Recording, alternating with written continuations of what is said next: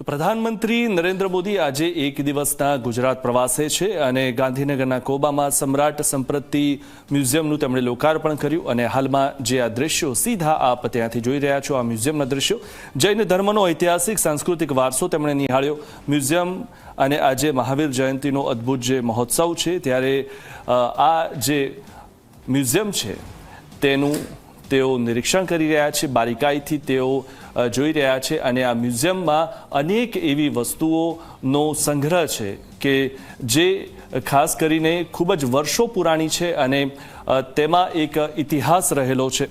ત્યારે આજે પ્રધાનમંત્રી એક મહિનામાં જ બીજી વાર ગુજરાતની મુલાકાતે છે અને આ મુલાકાત દરમિયાન ગાંધીનગરના કોબા ખાતે મહાવીર જયંતિ નિમિત્તે સમ્રાટ સંપત્તિ મ્યુઝિયમનું તેમણે લોકાર્પણ કર્યું અને અહીંથી તેઓ સાણંદ જવાના છે.